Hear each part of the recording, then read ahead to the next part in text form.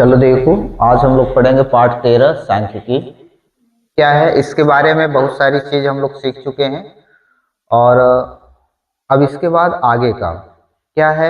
सांख्यिकी में हम लोग पढ़ चुके हैं कि डेटा को कैसे एक वर्ग अंतराल में नियंत्रित करते हैं, सेट करते हैं। ठीक है, जैसे मान लो वर्गीकृत आंकड़े हो गए, अवर्गीकृत आंकड़े हो गए, तो इनको वर्गीकृत और अवर्गीकृत आंकड़ों को अगर हम इनका माध्य निकालें, मध्यिका निकालें, बहुलक निकालें, ये सब केंद्रीय प्रवृत्ति के माप होते हैं।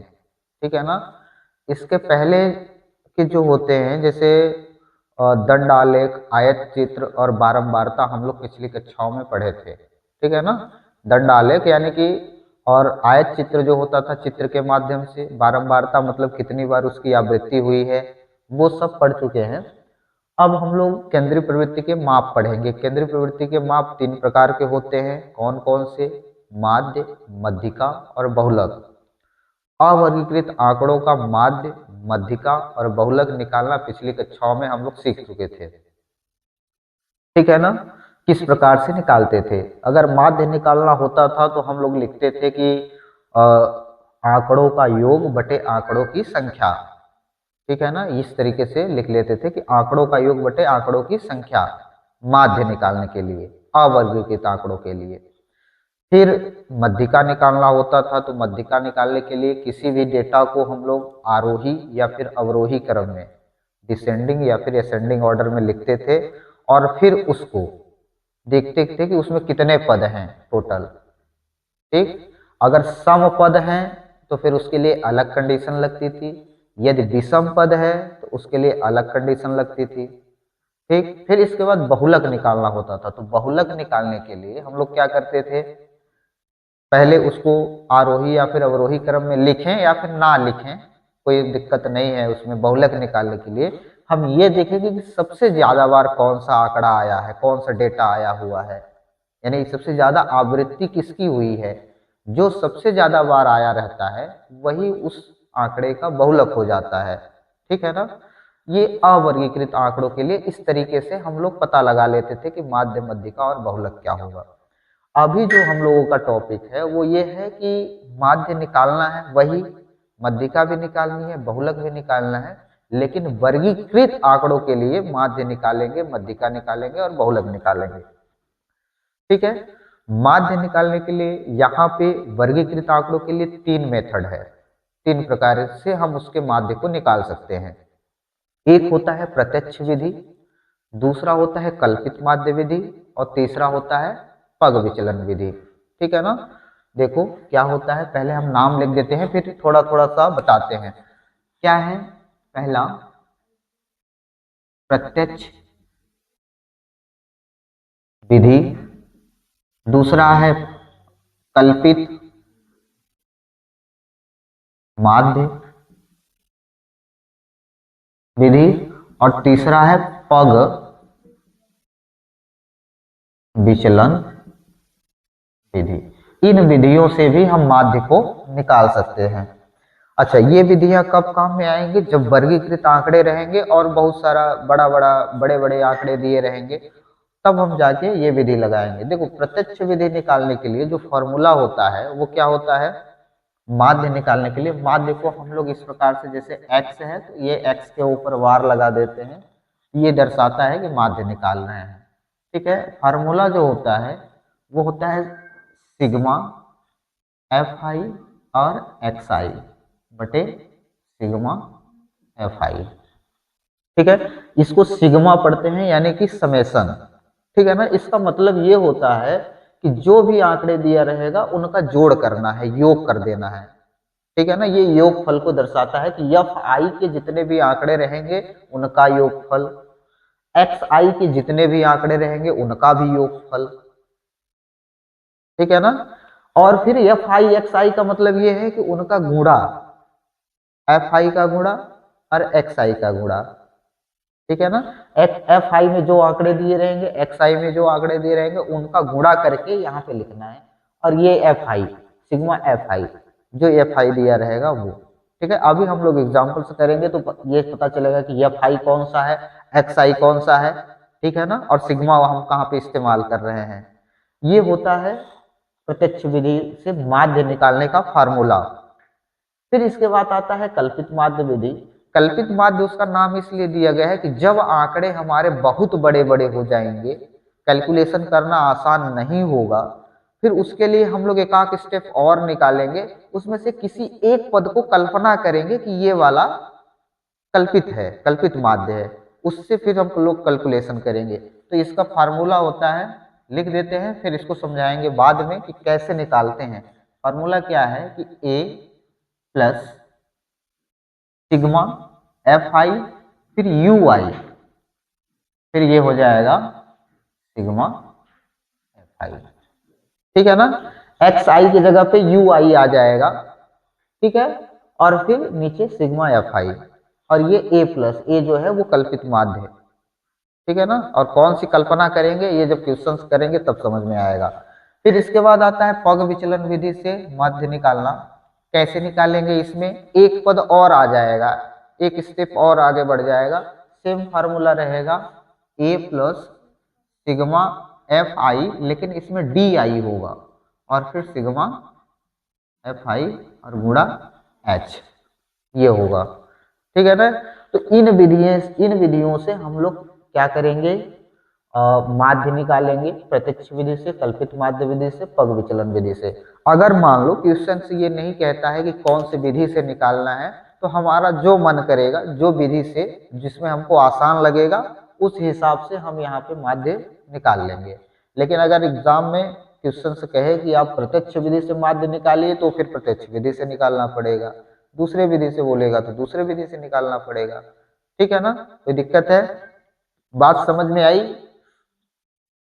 चलो इसको लिख लो।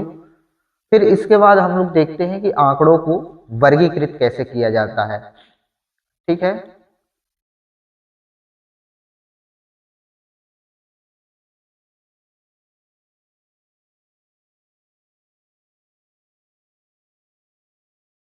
हो गया।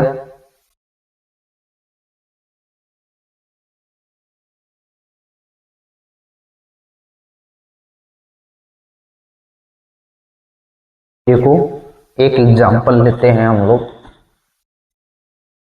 एग्जांपल दिया है प्राप्तांक, प्राप्तांक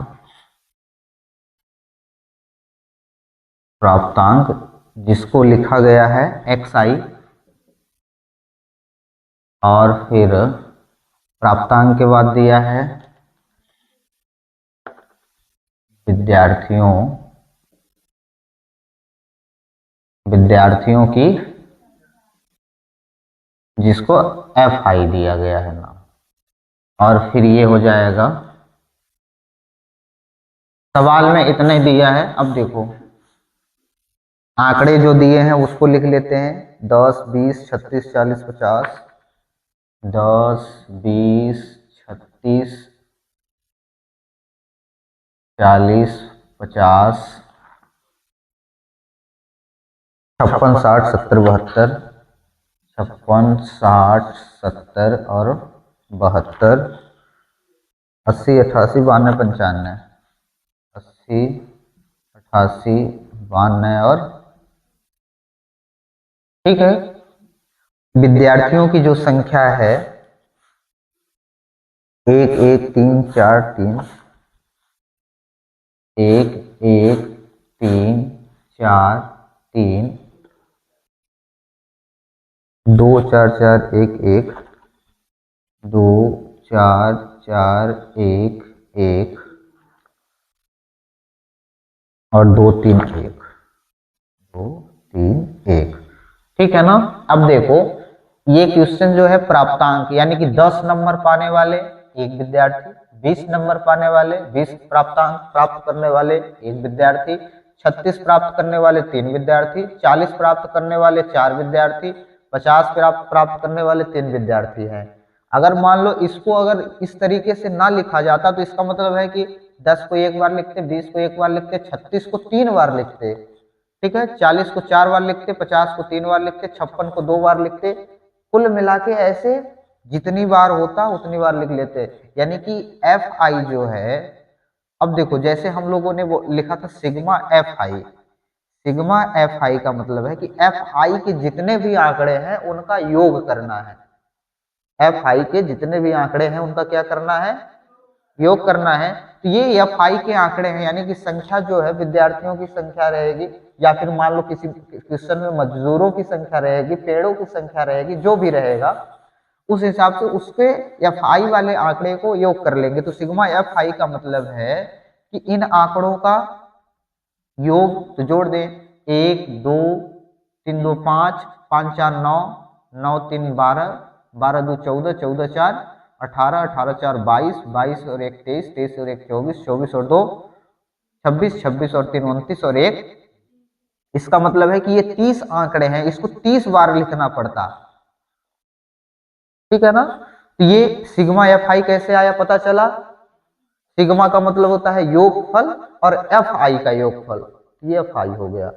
अभी हम लोगों ने जो लिखा था कि एक्स आई एफ आई, यहाँ पे एक कॉलम बना लेंगे एक्स आई और F I. X I F I का मतलब है कि एक्स आई और एफ आई का गुणा, एफ आई और एक्स आई का क्या हो जाएगा, गुणा हो जाएगा, ठीक है ना। तो गुणा कर लें, 10 में 1 का गुणा 10, 20 में 1 का गुणा 20, 36 में 3 का गुणा, 36 में 3 का, तो कितना हो जाएगा, और 36 दूना 72, और 36 तेई 108, 36 तेई 108 और 40 चौको 160, ठीक है ना, 50 तेई 150 और 56 दूना 112, 60 चौको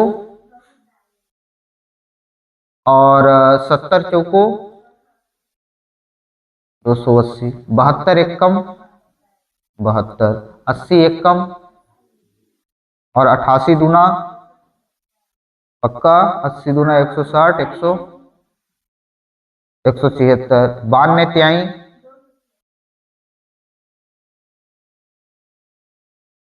ठीक है, और 95 एक कम। ये sigma sorry F I X I का मान आया, किसका मान आया, एफ आई और एक्स आई का मान आ गया।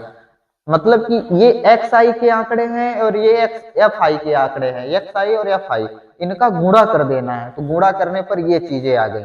अब हम निकालेंगे सिग्मा एफ आई एक्स आई, मतलब कि इनको जोड़ देंगे, ठीक है, ये हो जाएगा सिग्मा एफ आई और एक्स आई, यानी इनको जोड़ देंगे तो कितना आएगा, जोड़ लें। अच्छा बड़ी सावधानी से जोड़ेंगे, नहीं तो मान लो एक जगह भी मिस्टेक हुआ, गलत आ जाएगा आंसर, फिर से हमको करना पड़ेगा, परेशानी बहुत ज्यादा बढ़ जाएगी।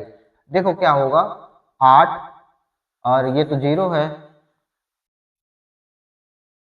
8 2 10, 2 12, 12 6 18, 18 और 5 सॉरी 18 और 6 24, 24 में 5 जोड़ दिए तो 29 की 9, हासिल बच गया 2, 1 और 2 3, 6 3 9, 9 5 14, 14 और 1 15, 15 और 4 19, 19 में 8 जोड़ दिए तो 27, 27 में 7 जोड़ दिए तो 34, 34 में 8 जोड़ दिए तो ये हो गया 34 में 42, ठीक है ना, 42 में 7 जोड़ दिए तो कितना हो जाएगा 49, और 49 में 7 जोड़ दिए तो कितना हो जाएगा 56, 56 में 9 जोड़ दिए तो कितना हो जाएगा 65, और 65 में 2 जोड़ दिए तो 67 की 7, हासिल बचा कितना 6।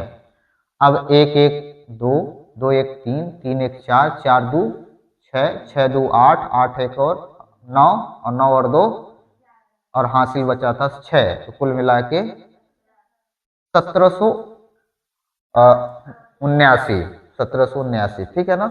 अब इसके बाद देखो हमें तो निकालना था इनका माध्य, तो माध्य निकालने के लिए हम लोग जो पढ़े फार्मूला माध्य, वो अगर इसमें प्रत्यक्ष विधि लगा रहे हैं तो क्या होगा, सिग्मा एफ आई और एक्स आई बटे सिग्मा एफ आई। अब देखो sigma F I X I का मान कितना है 1779, और बटे में सिग्मा एफ आई का मान कितना है 30, भाग दे दो, तो भाग दे देंगे तो कितना होगा, एक काम कर लेते हैं, इसको हम लोग लिख लेते हैं 1779 गुणे 3 गुणे 10।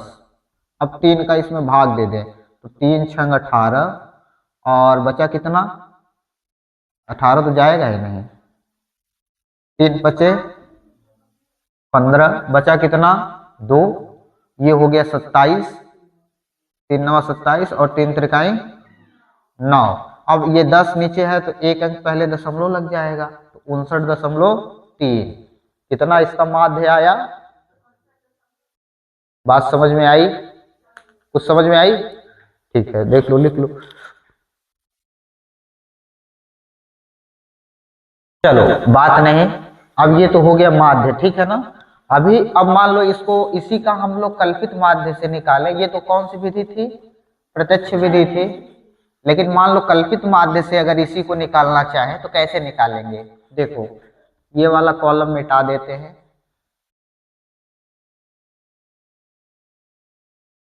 ठीक है। अगर मान लो इसी सवाल को अगर हमको करना हो कि कल्पित माध्य से निकालिए तो क्या करेंगे?